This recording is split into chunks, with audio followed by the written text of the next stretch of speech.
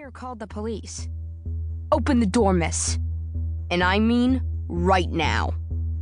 I'll get my parents, I said through the crack.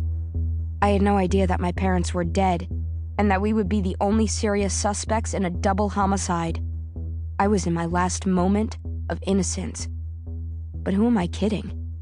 No one in the Angel family was ever innocent. Chapter 2. Open up, or my partner will kick down the door, Hachette Face called out.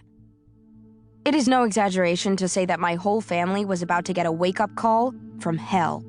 But all I was thinking at that particular moment was that the police could not kick down the door. This was the Dakota. We could get evicted for allowing someone to disturb the peace. I unlatched the chain and swung the door open. I was wearing pajamas, of course. Chick yellow ones with dinosaurs chasing butterflies. Not exactly what I would have chosen for a meeting with the police. Detective Hayes, the bearish one, said, "What's your name?"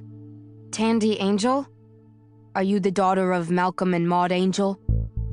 "I am." "Can you please tell me why you're here?" "Tandy is your real name?" he said, ignoring my question. "I'm called Tandy. Please wait here. I'll get my parents to talk to you." "We'll go with you," said Sergeant Caputo.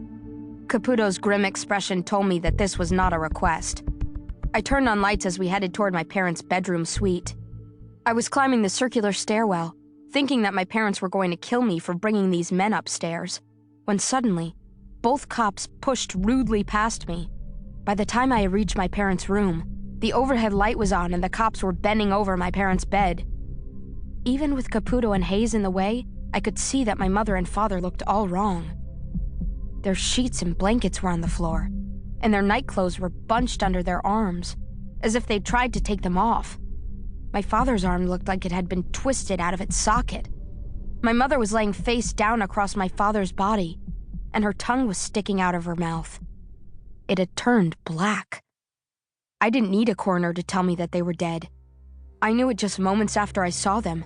Diagnosis certain. I shrieked and ran toward them, but Hayes stopped me cold. He kept me out of the room, putting his big paws on my shoulders and forcibly walking me backward out to the hallway.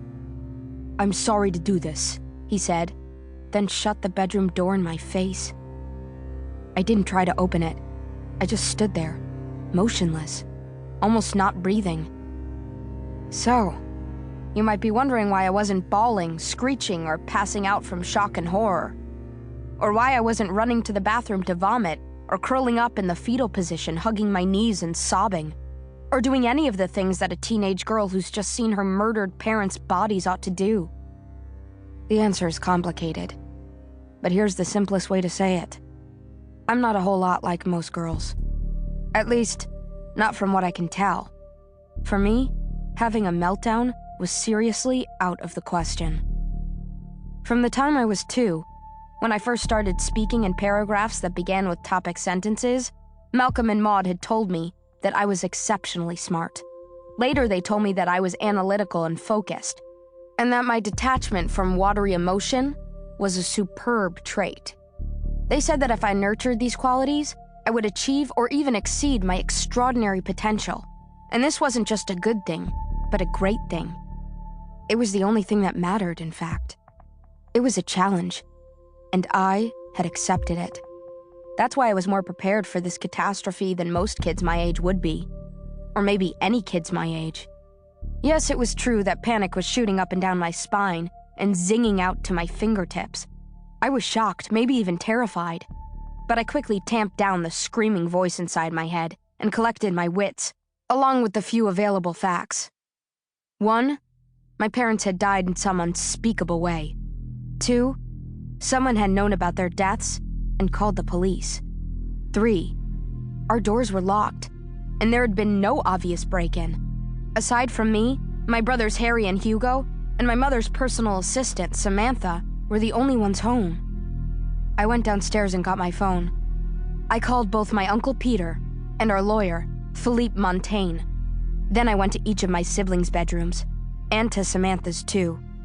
And somehow, I told them each the inexpressibly horrible news that our mother and father were dead, and that it was possible they'd been murdered.